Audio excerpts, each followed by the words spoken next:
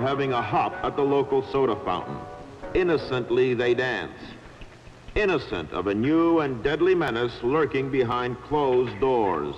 Marijuana, the burning weed with its roots in hell. In this film, you will see the ease with which this vicious plant can be grown in your neighbor's yard, rolled into harmless-looking cigarettes, hidden in an innocent shoe or watch case. In this startling film, you will see dopesters lure children to destruction. We're going over to Joe's place. Why don't you come along? We have a date to play a set of doubles. Oh, you can play anytime. Come on, we'll have some laughs. Can I go along with you? Sure. Hey, I'll see you at dinner, sis. If you want a good smoke, try one of these. You will meet Bill, who once took pride in his strong will as he takes the first step toward enslavement. Of course, if you're afraid. Smoking the soul-destroying reefer, they find a moment's pleasure, but at a terrible price. Debauchery, violence, murder, suicide.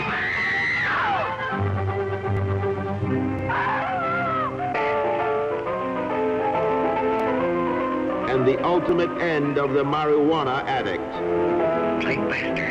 Hopeless insanity.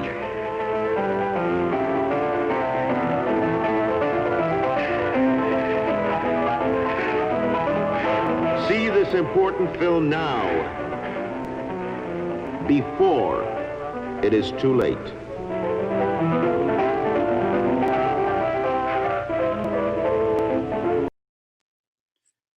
Welcome to another edition of Confidently Speaking with DOC. I am your host, David Doc Shirey, author of the book, Rare Confidence, Strategies and Inspiration to Strengthen Your Belief that you can achieve anything. Episode number 13 on tap tonight, and my adrenaline is still pumping from that debate we had on Thursday night, but it's all good.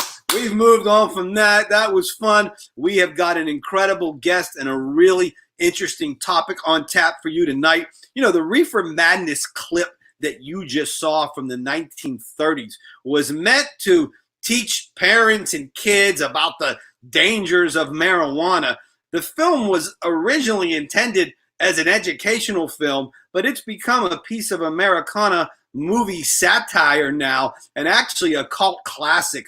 The legal marijuana business is booming, both recreationally as well as medicinally, and we're going to jump into every aspect of it tonight with our guest. But before we bring him on board, just a reminder that this is a participatory program. Please comment and ask questions, and I will do my best to get as many of those on the air as possible. And again, if you can share the video, that would be awesome. That would allow the show's reach to even get bigger and continue to let us bring on great guests. So without any further ado, let's meet Gabe Perlow. Deeply affected by his friends and family's experiences battling Crohn's, colitis, and other diseases, Gabe found that effective treatment had one thing in common: medical marijuana.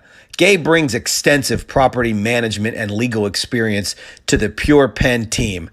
Gabe is a graduate of the University of Pittsburgh, and he obtained his law degree from Duquesne University. He's a recipient of the Cali Excellence for the Future Award in Real Estate Planning, and presently he serves on the board of directors for the Pittsburgh Downtown Community Development Corporation and is a member of the Allegheny County Bar Association, the Pennsylvania Bar Association, and the Association of Corporate Counsel. Welcome, Gabe Perlow. Hello, Gabe. Hey, Doc. Thanks for having me tonight. Pleasure to be here. Hey, I really appreciate you coming on the show tonight, Gabe. There's a ton of people out there that this topic really piques their interest, and we hope to shed some light on the industry and what's happening out there. I guess my initial question to you, Gabe, is when you tell people that you're in the medical marijuana business, what's their reaction?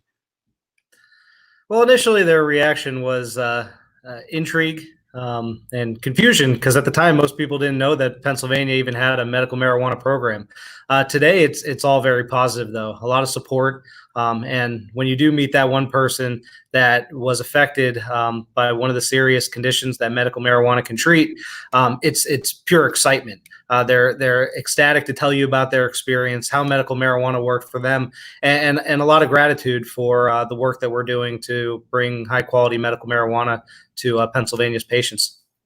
That's great. So one of the things I want to do here, Gabe, is I want to kind of help our audience understand the structure of medical marijuana in Pennsylvania. So the way that it works is a very high level 30,000-foot view, but there are medical marijuana growers and processors, of which Gabe's company is. There is medical marijuana dispensaries, and there are medical marijuana patients. So a grower and a processor grows the plant to be used for medical purposes. They turn that plant into forms of marijuana that's allowed under the Medical Marijuana Act of Pennsylvania. And the licensed dispensaries in PA must buy their products from a licensed medical marijuana grower. The dispensary, they operate just like a pharmacy would. They're regulated just as strictly. Patients go there to pick up their legal weed, and then you have the patients. And under PA law, they have to have, as Gabe mentioned, one of a number of serious medical conditions that we're going to get into here in a little bit, and that has to be approved by a physician. And they register and get an identification card. And once they get that card, they can then go to a dispensary and pick up some medical marijuana. So, Gabe, you're the CEO and founder of Pure Pen, correct? Correct. How did that come about? Oh, I'll give you the 30,000-foot overview. But at the time, right before Pennsylvania passed Act 16 in April of 2016, I was working in a real estate development company, McKnight Realty Partners, in downtown Pittsburgh. And I was working on a deal. Some from the Pittsburgh area might recall, on the Hunt Armory and Shady side. It was a deal that fell through for me, and pretty much the day after it fell through, I saw in the news that Governor Wolf passed Act 16, and it was signed into law, and it just kind of sparked an immediate interest. I myself am an enthusiast of cannabis, and I've seen family members, like you mentioned in the intro, deeply affected by it. And so our company had a building that was pretty much totally empty, and I thought, maybe I can fill up some space with a marijuana cultivation facility. It evolved into so much more. The application process was incredibly grueling. I had to find partners that were willing to buy into this idea without any kind of substance behind it.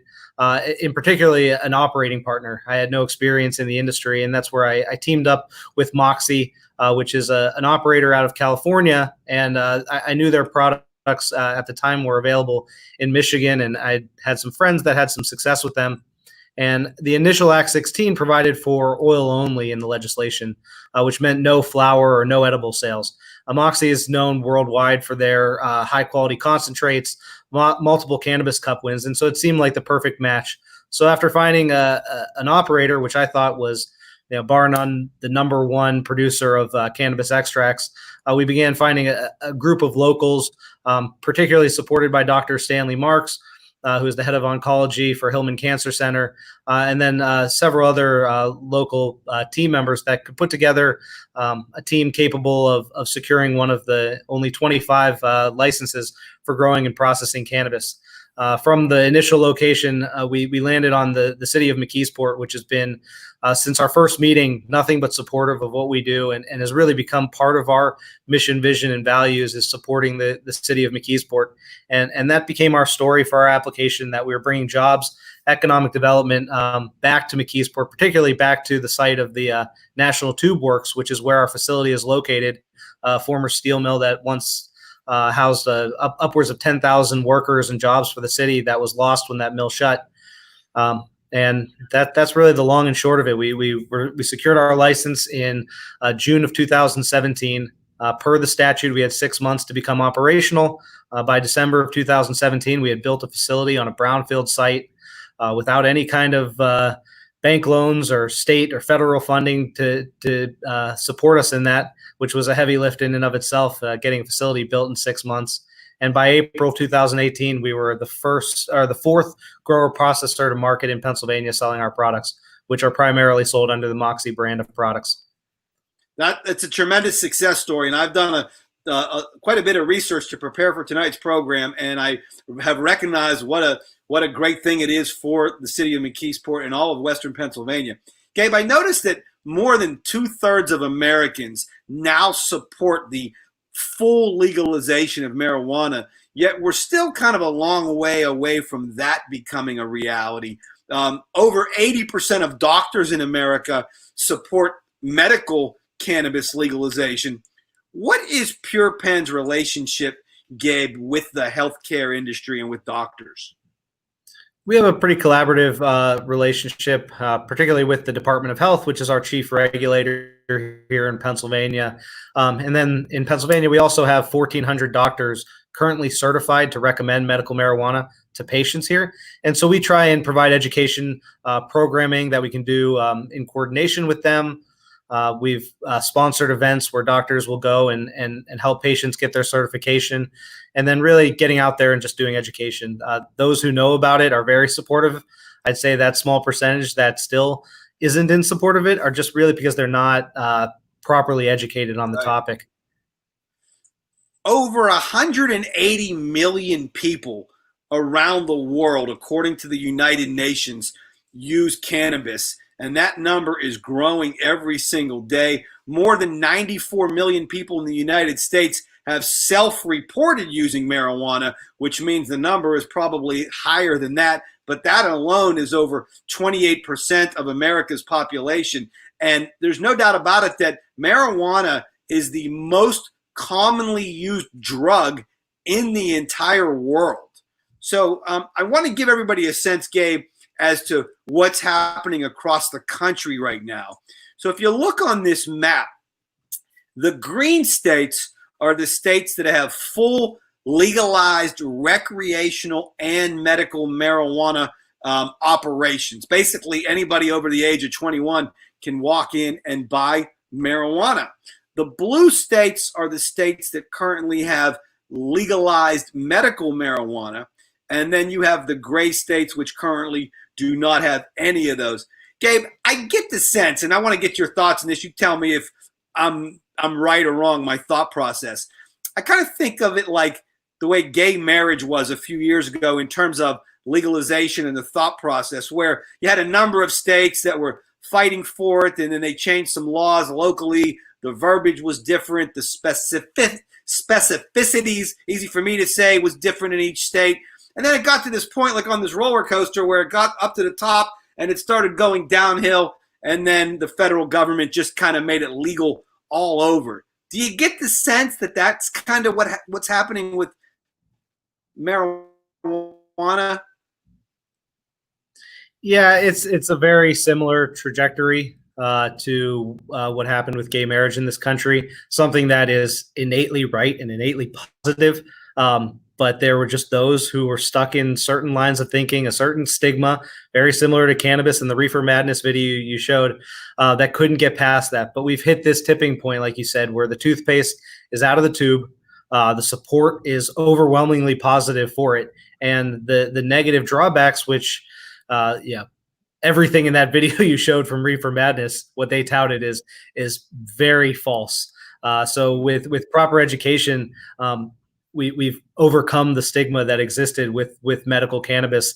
And the big tipping point for me is when you see someone you love go through cancer and chemo or some type of serious medical condition where cannabis treats them, and you can see firsthand that they're getting relief from it. Whether it's curing or not, that's not the conversation. It's treating, it's providing relief.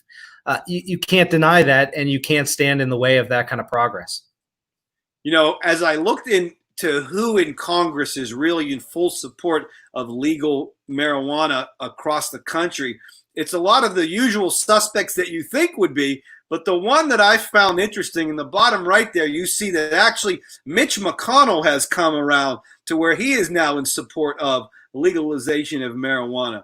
All right. So the difference there is he's in support of the legalization of hemp. Industrial hemp in Kentucky is a major industry. That's his state. He's supportive of it because it's a major industry.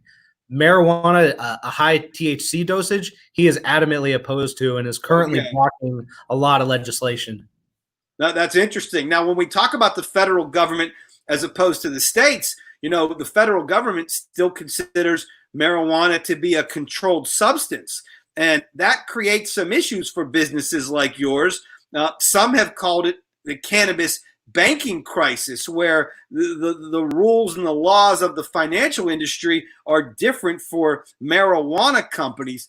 Can you talk a little bit, Gabe, about how that affects your business in the industry?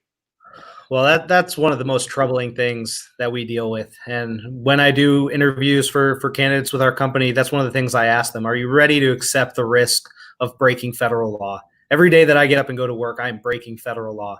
The trials and tribulations that come along with that, I've had bank accounts shut. I've been denied for health insurance and life insurance policies. Crazy.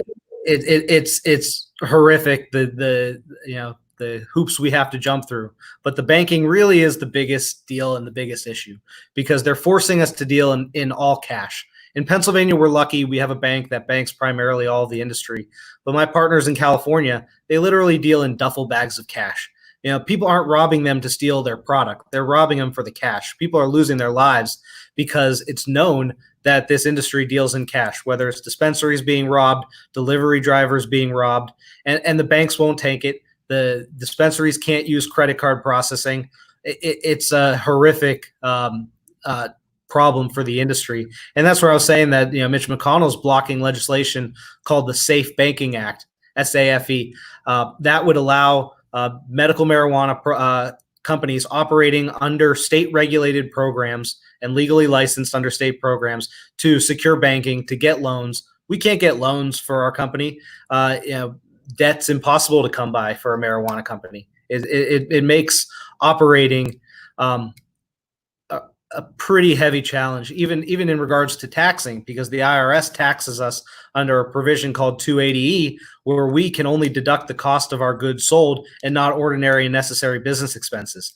These are just some of the many trials and tribulations we deal with just because we are illegal in the eyes of the federal government. Yeah, it's really crazy how the state and federal government look at this entirely different.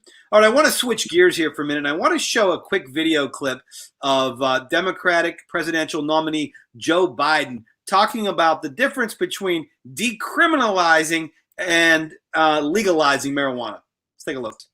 Vice President Biden, I've read some of your Black agenda, and you say that you would decriminalize marijuana. What's the difference between legalizing it and decriminalizing it? Because they're trying to find out whether or not there is any impact on the use of marijuana, not in leading you to other drugs, but what it affects. Does it affect long-term development of the brain? And we should wait till the studies are done. I think science matters. I think we got decades and decades of studies from actual weed smokers, though. Yeah, I do. I know a lot of weed smokers. Now I got two questions for you, Gabe. My first question, do you think Joe Biden knows a lot of weed smokers? He grew up, he was in Scranton, right? So we saw a lot of product in Scranton, maybe. Yeah. All right, on a much more serious note, the second part of that, African Americans in America have been 4 times more likely than white people to be arrested for marijuana possession, even low levels of marijuana. And with what's going on in our country today, this moment in time seems like a great opportunity to really kind of correct and do away with that imbalance. What do you think? Absolutely. We're overcrowding prisons. We're overspending on police enforcement of archaic medical marijuana and cannabis laws. That's just disproportionately affecting our brothers and sisters in the African American community. It goes back to the Nixon administration and racist laws that they implemented through the Controlled Substances Act, that there's already evidence that shows that it was intended to keep those communities of color down. And that's something we're trying to actively fight against by making medical marijuana and adult use programs equitable socially to those who are disproportionately affected. At PurePen, we have several initiatives in place. Diversity is one of our key values. in order to help those who have been disproportionately affected. One of the reasons we went into McKeesport, to help create jobs and create opportunities for those who might not have had them before these kind of programs were in place. Even something as little as hosting events where a doctor can come and certify our employees for medical marijuana cards if they have the conditions. That gives them the added protection of the state government that they have this card, that they can't get trumped up charges just because some, unfortunately racist police officer wants to, impose penalties on someone who was doing something as simple as smoking or carrying cannabis on them.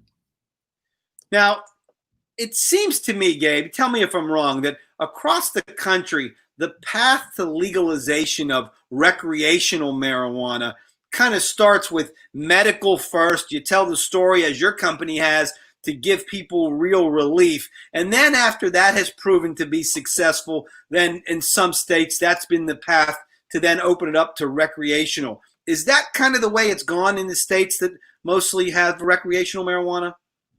That's pretty much the way I've seen it go in every state. It is somewhat of a liberal agenda to get medical marijuana passed. In Pennsylvania, it was very difficult to get Republican support.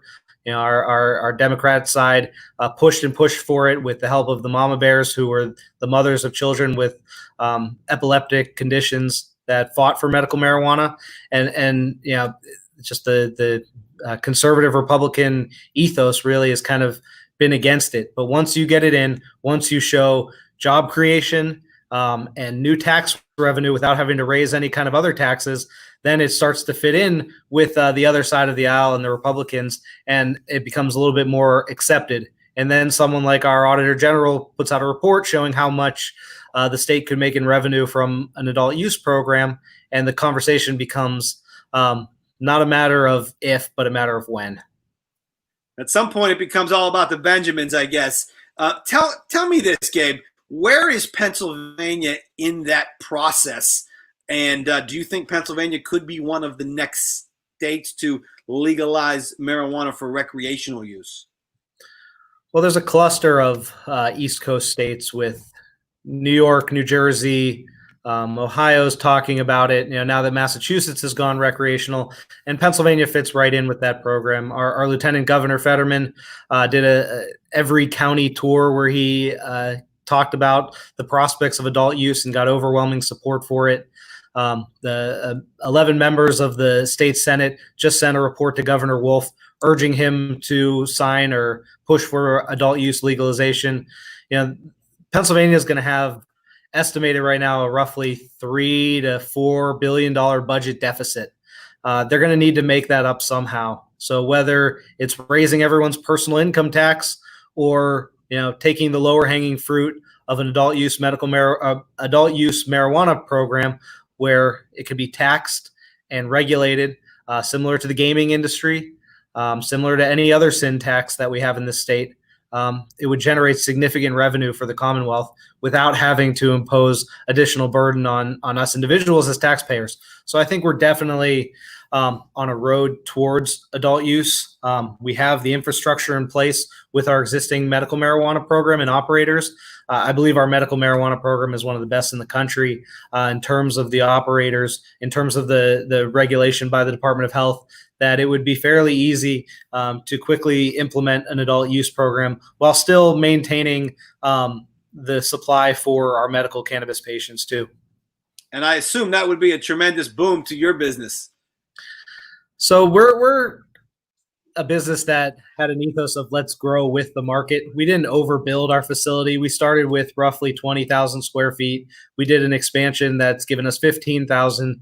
And right now we're building out 90,000. That's really only to serve the medical patient population. It's not like we have an overabundance of adult use. We'd like to support an adult use program, but our focus is right now entirely on the medical program. Gabe, I was doing some research on how big this industry really is across the country. And what I found was in 2019, the marijuana business overall in America did over $9 billion. It's projected to be over $23 billion in just 2 years. And by 2027, it is projected to be a whopping $73 billion industry in America. Are those in line with the numbers you're familiar with? They're probably accurate. I don't have enough information to say for sure, but it's a product that is a consumable that people enjoy, and once you're out of it, you have to get more of it. It's not like something that lasts them forever. So I would not be surprised if those were the numbers. Now, from an industry perspective, Gabe, if the industry continues to grow like that, I was reading that there are some concerns that marijuana could turn into big marijuana, kind of like the tobacco industry turned into big tobacco and potentially geared their advertising to kids. Joe Camel and, the Tobacco Road and all of the companies down there in Carolina were really hit with fines. Has the marijuana industry as a group collectively talked about some of those potential potholes and how they're going to address them? Yes, there are industry associations that are actively having these kind of conversations.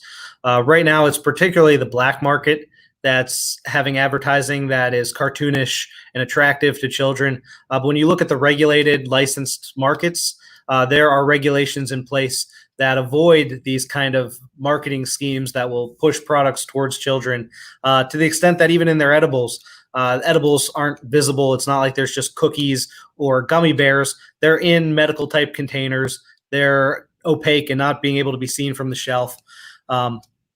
This is something that will be struggled with for a while. And this is a product that, while it can be very beneficial for children who need it, in terms of use for a recreational purpose, it's something that should be limited to those either 18 or 21 years old, depending on what the state chooses to do, but responsible adults. And the key is using it responsibly and not in a manner where those who aren't ready for it or its effects could be affected, whether an adult or a child. I mean, I know adults that could pick up a gummy and think it's a gummy bear, and then they could have an unpleasant experience because they ate some cannabis that they weren't ready for. Right. Gabe, I was in the advertising business for a lot of years, so maybe this is a question that just interests me. I don't know. But what are the laws in Pennsylvania in regards to advertising for medical marijuana? So the regulations currently state that any advertising has to be approved by the Department of Health. We have to advertise in accordance with certain standards imposed on pharmaceuticals by the DEA, even though the DEA doesn't regulate it. The Department of Health does. So any billboard, any print advertisement you would see from our medical industry in Pennsylvania would be pre-approved by the Department of Health before it's allowed to go out. Tell me this, Gabe. Where does the tax revenues go? Are they earmarked for specific programs, or do they just kind of go into the general coffers? Right now, they're going into general funds. At some point, the Department of Health is supposed to set up, and through the Department of Revenue, a fund to not only help patients with the cost of the product, because being federally legal, insurance providers will not cover this product for our medical patients, which becomes quite a burden, where the Oxycontin that they might be taking, even though it costs hundreds of dollars, costs them only a couple pennies out of pocket. Medical marijuana, which provides them with the same relief, costs them full price out of pocket. So there's a fund that will be established for that. And then I believe there's another fund that'll go towards general road paving and infrastructure maintenance that the Commonwealth needs. In some states like Colorado, you've seen an overabundance of funds generated from the cannabis industry, where they're even providing scholarship for at-risk youth to go to college through medical and adult use sales there. Let's talk about Colorado for a minute, because Governor John Hickenlooper was originally, if I'm not mistaken, he was originally against legalization of marijuana. But here we are over 6 years later, and now he admits that none of his initial fears came to fruition. What are usually the initial fears that politicians have, Gabe? The biggest one that jumps out at me is always, what about the children? You were going to have all these people on the road intoxicated, causing traffic accidents. That's what I hear frequently from law enforcement, that they have enough problem with people drinking and driving, that now there's another intoxicant out there that people are going to be behind the wheel. In these states that legalize adult use, you're seeing drops in traffic-related fatalities. You might see a slight rise in fender benders, but my experience shows that people who operate vehicles while there's cannabis in their system tend to drive slower and safer because of the fear of law enforcement, whereas inhibitions are taken away with alcohol, and the speed often increases. So the biggest is usually traffic related, and then to the point earlier that it could get into the hands of children, and you'll see poison control calls increase, because the one area with cannabis where you can't overdose on it, and you certainly can't over smoke it or inhale it. If you eat too much of it, it functions a little bit different. It gets processed through your liver and becomes a little bit more psychotropic when it reaches your brain. You can have some type of psychotropic, psychedelic type experiences if you eat too much. So you can overeat cannabis, which is with anyone that's eating an edible or taking a tincture, we always recommend start slow. You can always take more, but once you've taken too much, you can't go back. And what you can really do is go to bed or take a hot shower. Yeah, I think most experts agree that you really can't die from cannabis. There was a study done here locally by a drug policy expert at Carnegie Mellon University here in Pittsburgh, and he basically said, listen, at some level, we know that spending more than half of your waking hours intoxicated for years and years on end is not increasing the likelihood that you're going to win a Pulitzer Prize or discover the cure for cancer. And when I read that, I'm like, do we really need a drug policy expert to tell us that? I don't know. Well, there was actually a study recently released which has kind of refuted the common conception of the lazy stoner, that shows that there's really no correlation between using cannabis and laziness.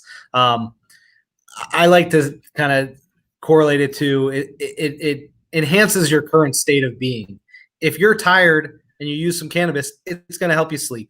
If you are in a mood to feel inspired and you use a certain strain, some like to say a sativa, but I like to say a super lemon haze, that's going to inspire you to create your artwork. Some of the best artwork in history was done while people were using cannabis. Same with going to the gym. I know a lot of people that prefer to use cannabis before they exercise. So that this study, and I believe it was done out of Israel where a lot of research is being done, kind of refuted that cannabis causes this laziness. So I looked up to see the addictive qualities of marijuana, Gabe, and I want to get your take on this. What I found out was that about 9% of users do become addicted, which affects things like decreased motivation, their ability to maintain employment, decreased motor skills, and paranoia. So some of those things are real things. Like anything else, if you do too much of it and it becomes too big a part of your life. Is the industry doing things like the gambling industry has Gamblers Anonymous? Is the cannabis industry taking steps to kind of guard against marijuana addiction?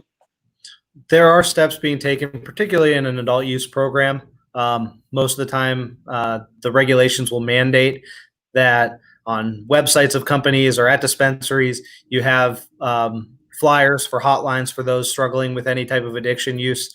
I like to kind of give a little bit of color on the addictive property. It's not a physical addiction, whereas like a heroin, once you use it, you are physically addicted to it. You can't come off it without some kind of withdrawal. It's more of a habitual mental addiction, whereas you enjoy doing it, you're going to keep doing it, that it becomes part of your habit to do. That's where I see the addiction more with cannabis. But it's true. I mean, anything that you do habitually can really become part of your routine. And if it's not benefiting you in a way, then it can become a hindrance to your daily life. So Sure. Those who are struggling should seek counseling from addiction experts. Rob Dickerson wants to know if there's any correlation between cannabis and coronavirus and if it can help. There is a study being done in Canada on a high CBD strain that a couple scientists there hope will have some kind of miracle property. I cannot say. I don't give medical advice. I'm not a doctor. I know a lot of cannabis users, and none of them have got coronavirus, though. So there you go. All right, let me ask you this question, Gabe. If you have a medical marijuana card in Pennsylvania and you go to start a new job and they ask you to take a pre-employment drug test and you test positive, are there any protections in the law in Pennsylvania to say, whoa, wait a minute, I'm a legal user of this. You can't discriminate against me because of testing positive for marijuana because I'm allowed to use it?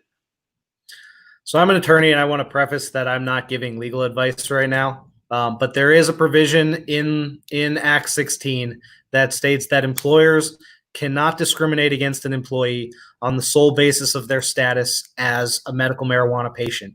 If you know, and this is just practical advice, not legal advice, if you know you are going for a job interview and they will be making you do a drug test, it is likely in your best interest to disclose your status as a medical patient. You do not have to disclose your status. It is HIPAA protected, just like all of your other medical records. But if you take a drug test and you come up with a positive, having your status as a medical marijuana patient will be in your benefit as opposed to having not disclosed that. And then the company is somewhat free to take that action against you. Also, positions where there's an inherently dangerous activity that you'll be performing, like a crane operator, sure, they are allowed to discriminate on the basis of your status as a medical marijuana patient. All right, we have a question from Pam Cooper Shepherd. She wants to know if CBD oil can affect the test. Usually these tests are only for THC, which is the most active compound in medical marijuana when it is smoked. CBD is the most active compound in industrial hemp. So in the plant, the way it works is the higher the THC, the lower the CBD. The higher the CBD, the lower the THC. So when hemp processors are extracting CBD for hemp, there may be as much as 0.03% THC in the hemp plant. That's the federal benchmark for what is the difference between hemp and marijuana. Hemp is legal under federal law under the 2019 Farm Act. So there is the chance that if the extractor does not remediate all of the THC from that CBD product, that there is remnants of THC in it. At that point, it is possible to test positive in a drug test. So when you're buying CBD from any store, you should be asking certain questions. Where was the CBD from? You should be looking for CBD grown in the USA or Canada. And you should be asking for laboratory tests. All quality CBD products will have either a QR code or a link on the product to their laboratory tests that'll show whether there's any trace amounts of THC in the product. Because it does kind of seem to me like the CBD business is the wild, wild west out there right now. It certainly is. There's a lot of bad actors that even if there is THC, they might not put out their lab test reports. They might not do lab tests. And so products that you're getting, you have to do your own due diligence to make sure that they're clean and high quality CBD only products. Brian Bennett wants to know what jobs are available in your business. And I'll kind of expand that question. Typically, Gabe, what types of positions does your industry hire for? So at Pure Pen in particular, we run the gamut from an agricultural business to a high tech type manufacturing business. We have entry level positions in the cultivation department. We have entry level positions in our packaging department for those to package the product and ship the product. And we have a little bit more skilled positions in our laboratory. Those, since we do a hydrocarbon extraction process, which that's a volatile solvent, we do ask and look for a little bit more experience using these types of volatile solvents. There's also typical jobs that you'd see in any business, like accounting and administrative, sales, finance, HR, dispensaries. The primary positions are marketing, what are either called patient care specialists or bud tenders. Those are basically the customer reps that man the counters and deal directly with the customers. There are pharmacists at dispensaries. doctors have set up fairly lucrative practices certifying patients, and so there's nurses that work there. We really run the spectrum, and the beauty of the cannabis industry is there's a lot of jobs, and a lot of them are particularly entry level. We look to hire people in particularly cultivation, packaging with no prior experience, because then we're able to teach them the ways that we like to do things in our company. All right, let me ask you a question about traveling with medical marijuana. I know a lot of people have this question. So you're going on a trip, right? And typically when people go on a trip, they take the medications with them that they normally would take. Well, medical marijuana, you would think, would be allowable. Are there any issues with going through a security checkpoint with medical marijuana, Gabe? There are, and the first thing someone who's curious should do is look up the airport and look up their policy, and particularly through the FAA. So, for example, LAX made a lot of news by changing their policy that they will no longer stop people at the security checkpoints carrying certain amounts of cannabis or cannabis extracts. That doesn't mean that when you land from LAX in Birmingham, Alabama, that there won't be a dog there waiting for you. The way the cannabis industry works, and I like to say it, is each state functions as its own country. Crossing state lines, you get into an issue with interstate commerce, which is under the purview of the federal government. You're breaking federal law when you're traveling in interstate commerce with cannabis plants, because those cannabis plants are not legal under federal law. You may be okay if you're flying from an airport that has a policy that doesn't have cannabis as a banned substance within that state. So Pittsburgh to Harrisburg or Philadelphia, I can't say those airports have those policies. You'd be better off not to fly with the product. If you feel that you must fly with the product, which again, I don't recommend, because once you step into an airport, you're basically in FAA territory, and that's federal. But you should always have your card. You should have your product with all of its dispensary labels, your receipts, and everything that indicates that you are the patient, similar to what you would with your medication. But again, I do not recommend flying or crossing state lines with cannabis products, as that is federally illegal. Gabe, I have some footage of your facility, and if I'm not mistaken, what's going on in this video is an actual harvest. Can you kind of walk us through and tell us what's actually happening here? That's actually our very first harvest in our facility. And you can see the size of the cola on that plant. That is a big, healthy plant. But we do everything by hand in our facility.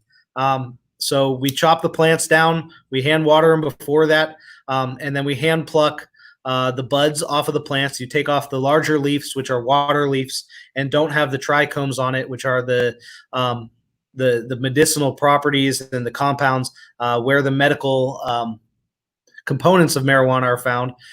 So we take great care to preserve all of those intact. And then what we do after we pluck those into their buds is we actually freeze them immediately. We make a product called live resin. So some companies, they will dry the product out, which is for a flower product, which is in Pennsylvania, a vaporizable product. We do some flower production, but primarily we flash freeze it, and then we extract it at subcritical temperatures. What we feel that is that captures a snapshot in its closest to living form of the plant. So I equate it to the way broccoli at the grocery store that's in the freezer aisle is more nutritious than the broccoli that's in the produce aisle. That broccoli may have traveled to Pennsylvania from California or Mexico. During that travel, it loses water weight, it dries out, it loses nutrients. When you flash freeze it, fresh from harvest, you lock in all of those components of the plant that were existent in its closest to living state. The terpenes, the medicinal compound found in the trichomes. And then since we do it at these subcritical temperatures, the extract that we have at the other side is devoid of chlorophyll, plant material, fats and lipids. These are the things you don't want. And so you're left with a pure cannabinoid and terpene-rich oil that is really the only medical components from the plant. And that's what our patients desire. Well, that's really interesting. Brian Bennett wants to know if you give any tours of your facility. So per the regulations in Pennsylvania, grower processor facilities are closed to the general public. So we do not offer tours. Because people will probably try to get the 5-finger discount while they're walking through, I would imagine, maybe. The security in these facilities is Fort Knox level. We have armed guards, we have cameras that cover every movement. There is no area that you can be in our facility that isn't under camera, and our employees are among the most loyal and amazing employees. So I would be remiss if I didn't shout them out. But they are so passionate about being part of this industry that I don't think that's something that would cross anybody's mind, at least for those working there. But maybe someone taking a tour. No, I wasn't accusing your workers. I just, maybe some of the people that are commenting on this video, if they wanted to go for the tour. All right, let me ask you a question about the actual product itself. You referenced sativa, and I know that sativa and indica are the two main types of cannabis. Can you talk a little bit about the difference between these two species, if you will, of marijuana, and maybe why somebody would choose one strain over another? So it's all from the genus Cannabis sativa L. The indicators of sativa and indica have somewhat been used in the industry and in the black market as a marketing campaign, that a sativa will make you energized and inspired and happy, and an indica will make you relaxed and help you sleep and give you couch lock, where the saying is indica is in the couch. I don't really buy into that designation. I think that they are mostly indicators of the physical structure of the plant. You saw that indica leaf, it's kind of fat and bushy. That's how the plant grows. A sativa is a taller and lankier plant with longer fan leaves. When you talk about the individual strains, that's where you start to get down into the properties, because it's the modulation of the terpenes found in that strain, which are the flavonoids, the flavor compounds in them. They modulate the effects that the cannabinoids have. So THC, while it's a psychoactive compound, when it's combined with more myrcene or beta-caryophyllene, it gives off different effects than if it had more terpenoline or limonene in the plant. These all work together to form what's called the entourage effect. And so breeders of cannabis have taken plants where they've found certain molecules such as cannabinoids and terpenes, bred them with other plants to create different flavor profiles, different cannabinoid profiles. And these are the kind of indicators. You want to look for strain, not sativa indica hybrid, and find a strain that works for you from a medical perspective.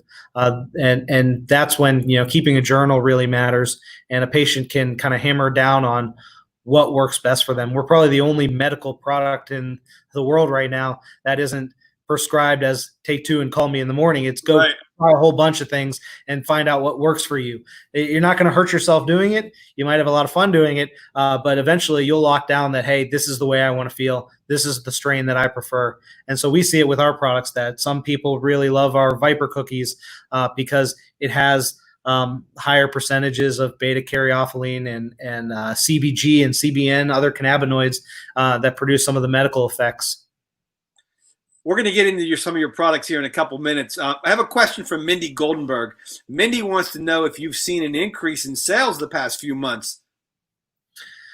Our sales has increased. I think that's more a product of our ability to put out more product with our expansion coming online. We, like I said, are more of a craft grower. We're not a massive facility. So we do things on that, hand tended with a lot of love and care level. I wouldn't say it's particularly due to COVID. That's more so felt at the dispensary level, where they carry a bevy of products from all of the grower processors in Pennsylvania, and they're selling out very quickly. But since the program has started, there's been such a demand that we haven't been able to keep up with it since the program started in Pennsylvania. Yeah, I was going to ask you about shortages. I kept reading that there were a number of dispensaries that were short on product. Is that a real thing? It's still happening, and I think a little bit of it is the ease to open a dispensary is a lot more than opening a grower processor facility. Dispensary can be opened for a couple $100,000 possibly, where it's a several $1 million investment into a grower processor facility. And so you saw 30, 40 dispensaries spring up when there was only about 5 or 6 growers. Now we're probably at 15, 16 growers, and there's 90 dispensaries. We try to service all of the dispensaries, so we are in all 90 of them, and that's to really make sure that Pennsylvanians are able to have access to our product as close to home as possible. All right, let's talk a little bit about your product, Gabe. Now, I noticed when I perused your website, we've got live resin sugar, live resin batter, ultra high potency shatter, live resin THC sand. I'm not going to tell you what that looks like to me. Live resin cartridges, liquid moxie tinctures, which I don't know what is. Can you help me and our viewers understand some of the differences between these products? Sure. So the live resin products are what I spoke about earlier. That's when the plant is flash frozen at harvest. It's extracted using a combination of butane and propane. Those are hydrocarbons. Terpenes and cannabinoids in the plant are hydrocarbons themselves. So water will not pull them off of the plant, but the butane and propane will. And so then we're left with a high potency extract. We make sure to purge off through vacuum ovens where the liquid solvent that we use turns back into a gas and leaves the product, and create products that have zero residual solvent in them. And that's where you see those yellow pretty crystals. Those are the cannabinoids in their natural state. THC exists as a crystal, CBD exists as a liquid. And so the various state of the cannabinoids, and when they're extracted into a large form, will look like those pictures that you saw on my left-hand side of the crystals and the batter. On the right-hand side where there's the sand is a product of our same extraction process, where we isolate the THCA molecule. That is that crystallized form of THCA by itself with no terpenes. The terpenes are the colorful, that beautiful gold color. That's what gives it those products their color. So that THCA sand has no color to it because there's almost no terpenes. It's a 99% pure THCA, essentially crystalline. That can be used, if you just ate that by itself, it would have no psychoactive effects. You have to add that to heat to decarboxylate the A acid in the THC to turn it into delta 9 THC, which is what everyone commonly refers to as THC, and that's the psychoactive property.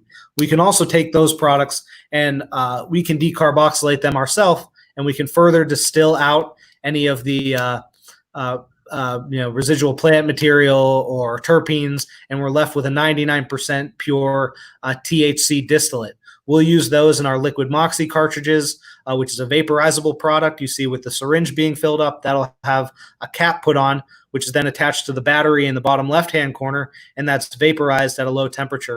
We can also use the distillate in the tincture. So what we'll do is we'll mix the activated THC with MCT oil and some of our terpenes to give it a better flavor, because THC distillate by itself has no flavor, and that creates a liquid that patients can drop under their tongue and activates in a similar form as an edible.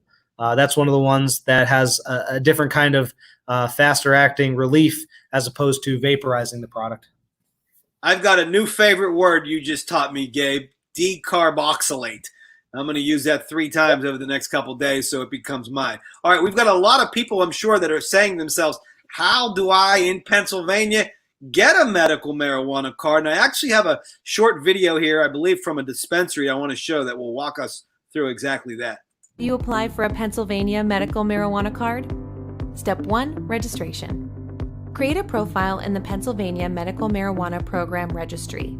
You need a valid Pennsylvania driver's license or a valid Pennsylvania state-issued ID card. Your home address must match your ID. A working email address is necessary to participate in the program. Step 2, physician certification. Meet with an approved Pennsylvania physician to discuss the use of medical marijuana for the treatment of your condition. The physician will submit your information to the Medical Marijuana Program Registry for approval.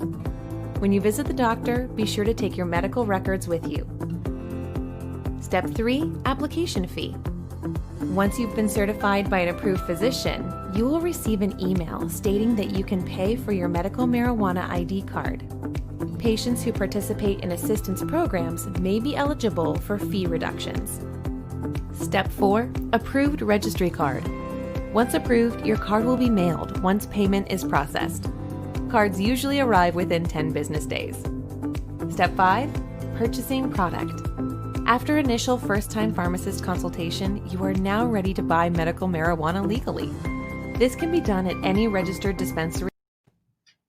Now, I do want to show everybody, Gabe, the conditions that can get you a card once an approved physician gives you the okay. And it's things like autism and cancer, Crohn's disease, epilepsy, glaucoma, AIDS, IBS, seizures, MS, Parkinson's disease, PTSD, chronic or intractable pain. From what I saw, Gabe, correct me if I'm wrong, that's the number one reason by numbers how people get the card from that condition. Sickle cell, terminally ill folks as well. Gabe, hang with me 1 minute here, if you will. I got to give a quick plug for what we got going on the show on Thursday night, if you would. Thursday night, I got my man, Kevin Gorman. Kevin is a sports writer extraordinaire for the Pittsburgh Tribune Review. He's also an occasional weekend host on 93.7 The Fan. And, you know, we've got sports starting back up. The Buccos are actually playing an intra-squad game at PNC Park as we speak. They've got an exhibition game against the Cleveland Indians at PNC Park Saturday night. We got the Pens in a little mini training camp getting ready for their resumption of activities. The NBA is in a bubble in Orlando, Florida. College football's trying to figure things out. We got the NFL full speed ahead. So we have got a lot to talk about with Kevin on Thursday. Gabe, what does the future hold for the marijuana industry in Pennsylvania and in this country? Well, I'd say the sky's the limit. Pennsylvania has an amazing program where clinical registrants, as they call it, are paired up with our clinical research institutions and hospitals to do some of the cutting edge research that needs to be done on medical marijuana. So I believe Pennsylvania will be a leader in coming out with research studies that actually show the efficacy of medical marijuana. I do believe adult use is on the horizon for us, and if it's done properly, will be very positive for the Commonwealth, for creating jobs and new businesses. It should be a Pennsylvania first program that gives consideration to those affected disproportionately by the war on drugs and provides small business opportunities. I think the 2020 election is going to have a big role to play in the future of marijuana nationally. Joe Biden has some warm support, but not like a Bernie Sanders, and Donald Trump really hasn't been negative for the industry, although who knows what else he's been negative for. I try not to be political, but there is a chance that in the next 4 years there is some type of federal legalization, whether it's in the form of just the Safe Banking Act and it opens up banking and it removes us from the 280E clause in the Internal Revenue Code. And then beyond that, probably in the next administration, there's a chance of full federal legalization. So I think the future for medical marijuana and marijuana as adult use product is very bright. Canada has a little bit of a head start on us. So does Israel and a few other countries, but it'd be good that if the largest market in the world in the United States catches up quickly.